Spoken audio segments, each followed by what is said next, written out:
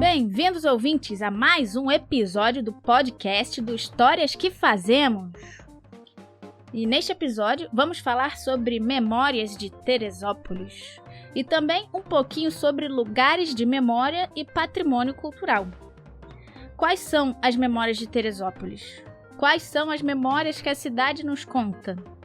Quais são os vestígios, as evidências da história que podemos encontrar no nosso dia a dia? Aqui eu vou começar a apresentar os lugares de memória de Teresópolis, sejam eles lugares físicos ou simbólicos. O que quer dizer? Podem ser físicos como prédios, museus e monumentos, ou simbólicos como datas comemorativas, festas e manifestações culturais. Os lugares de memória são onde as memórias são feitas. Eles são criados para preservar memórias, para representar o passado e para fazer história. Com eles, essas memórias são transformadas em história. Vamos de exemplo. Vamos pegar os locais pelos quais passamos no podcast anterior, em nosso passeio pelo centro da cidade. Logo na Praça Baltazar da Silveira, a praça da Igreja de Santa Teresa, vimos a Casa de Memória, aquele chalé com uma escada na entrada e uma varanda. Ela é uma construção tombada. Tombada quer dizer que ela é registrada como patrimônio cultural. Na verdade é o contrário, né? Ela é tombada para não ser tombada. Ela é tombada para manter-se em pé.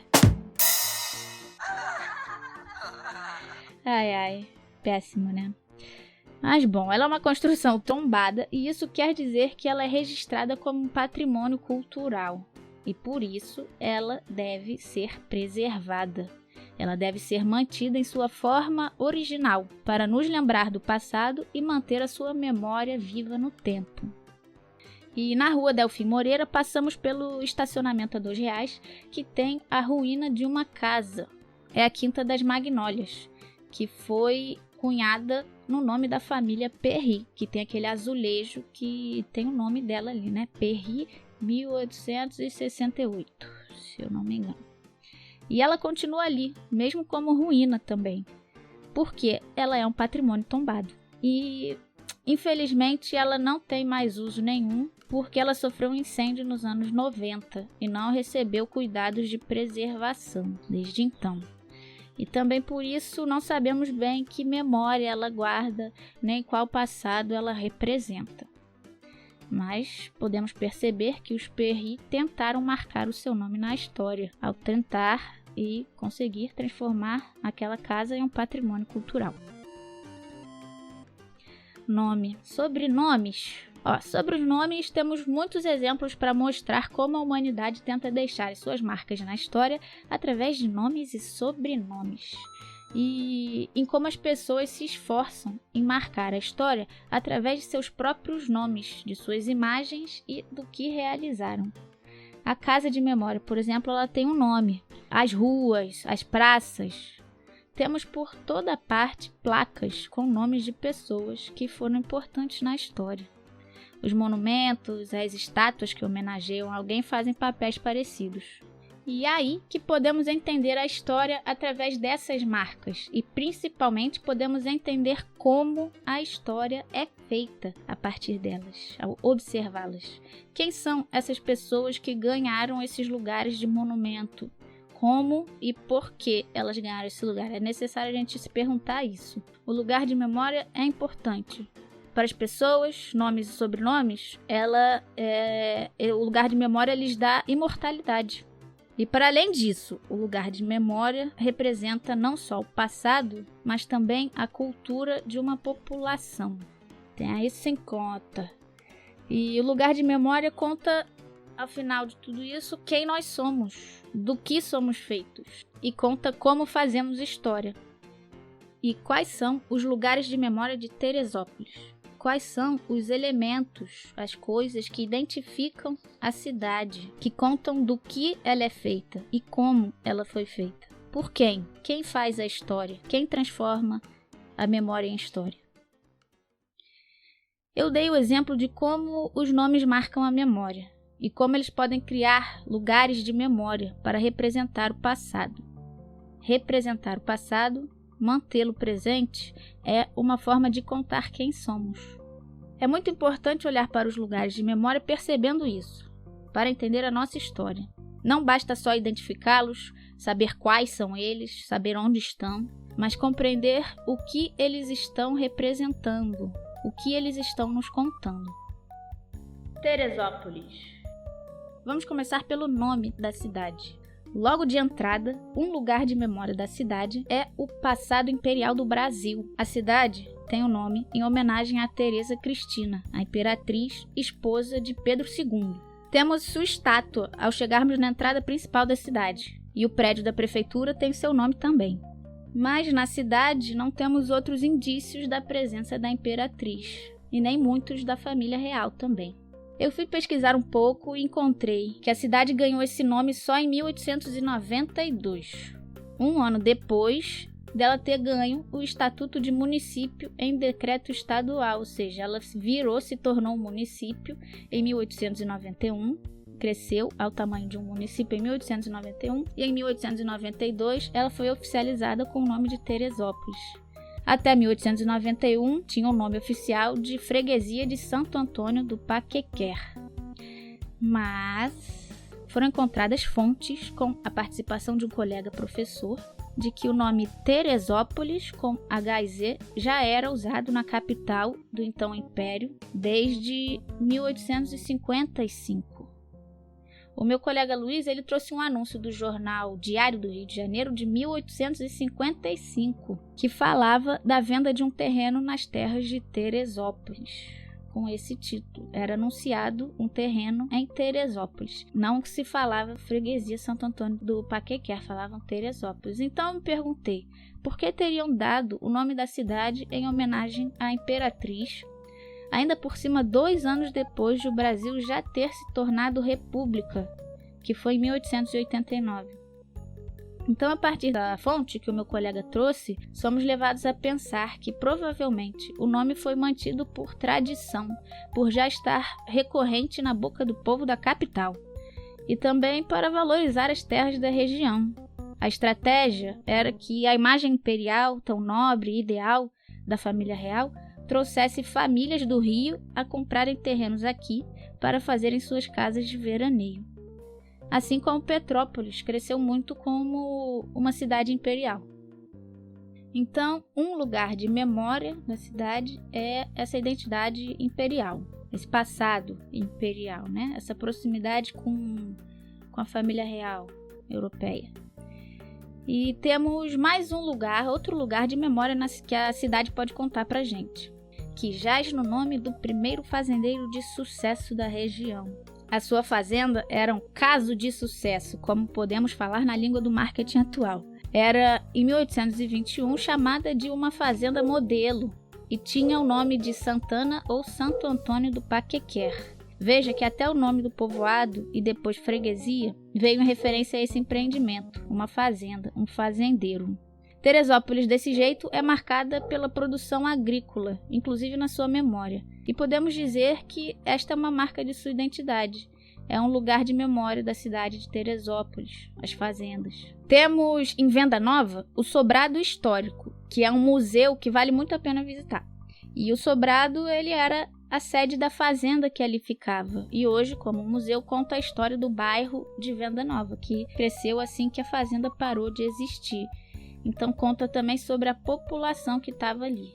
E vamos tomar o exemplo de outro bairro, a Quinta do Lebrão, que tem o nome de uma fazenda, Quinta, e do seu dono, Lebrão. Ali ficava a fazenda de marmelos do Manuel José Lebrão. Tem nome de rua nele aqui também.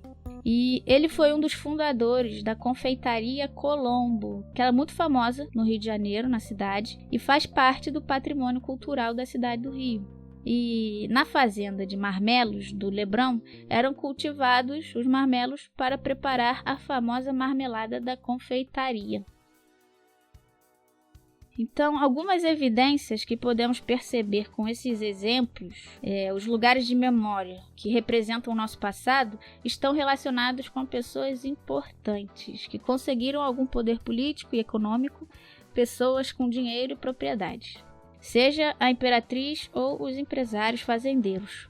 Mas, a essa altura, no ano de 2020 em que estamos, sabemos muito bem que a história não é feita só de imperatrizes e fazendeiros, como também podemos assumir abertamente hoje a presença das tantas pessoas e vidas responsáveis pelos cultivos, pelas obras de sobrados e santuários, e principalmente pela nossa cultura. A cultura é o lugar onde a memória dessas pessoas mais conseguiu manter-se viva ao longo dos séculos de escravidão no Brasil. Mesmo que nem todas tenham ainda se tornado monumentos, até agora, nem reconhecidas como memória oficial ou patrimônio cultural.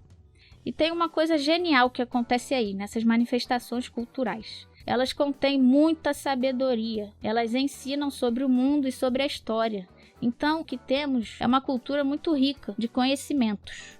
Com ela, percebemos que também é possível construir a memória de um povo através de suas manifestações culturais, por música, dança, canto, ritos, festas, e não só por placas e monumentos. O jongo, por exemplo. O jongo é uma manifestação que nasce nas fazendas entre as pessoas escravizadas que trabalhavam nelas. Muitos vindos de África, outros tantos de seus descendentes e descendentes dos povos indígenas que já viviam nessa terra. O jongo é rito e festa, é música, dança e canto, e nas suas letras conta a história de reis e rainhas africanos, conta e encena as questões que essas pessoas enfrentavam em sua condição de escravidão, ou seja, estavam ali fazendo a sua própria história também. E o jongo é reconhecido como um patrimônio cultural brasileiro desde 2005, como forma de expressão, e é feito de saberes e práticas que transmitem memória e cultura e contam a história de um povo negro escravizado que experienciou o trabalho forçado nas fazendas. Os mestres de jongo eram responsáveis por preservar as práticas e os rituais dessa manifestação, por mantê-la viva de geração em geração. E essa é uma forma de memória que a gente pode chamar de espontânea, um fazer tradicional. Mas voltando aos lugares de memória, eles dizem mais sobre criações menos espontâneas de memória do que essa tradicional que eu mencionei do jongo. Os lugares de memória vêm da nossa necessidade de resgatar um passado ou da nossa dificuldade de manter a memória, seja por uma ruptura no nosso processo de transmissão dos saberes ou por perder nossas testemunhas de primeira mão, os mestres, os contadores de história. E com o jongo se tornando um patrimônio cultural, isso quer dizer que já não havia tantos mestres para continuar o legado? Essa é uma outra questão. O que importa no que eu estou querendo dizer é que esse é um exemplo da memória do povo negro sendo reconhecida como oficial e se transformando em história. A memória e a história dessas pessoas que estavam vivendo na fazenda enquanto só se falava dos fazendeiros e de seus sucessos. E são essas narrativas e essas memórias que precisamos olhar melhor para podermos ver toda a história. E a história, como disciplina, como campo de estudo, como ciência, tem feito isso nas últimas décadas já. Então vamos nos perguntar, como podemos contar a história de Teresópolis, considerando também esse outro lado que por muitos séculos ficou esquecido, ou melhor, invisível para a história que era feita e para as pessoas que a faziam. Muitos dos bairros de Teresópolis, por exemplo, eram fazendas. Vamos falar das memórias dos bairros?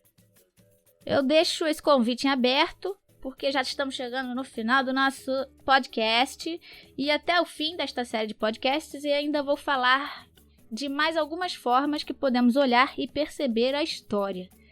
E o próximo episódio é sobre os patrimônios culturais de Teresópolis.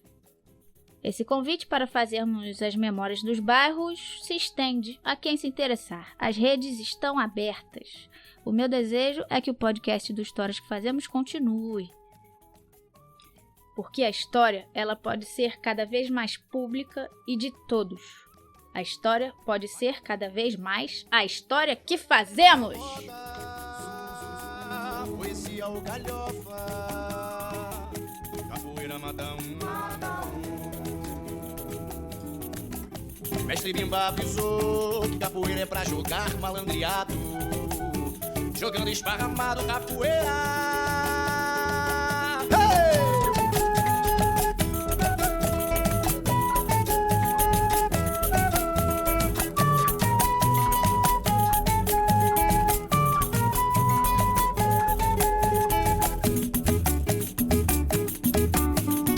Ô menina, mexe a barra da saia, feito lua clareando,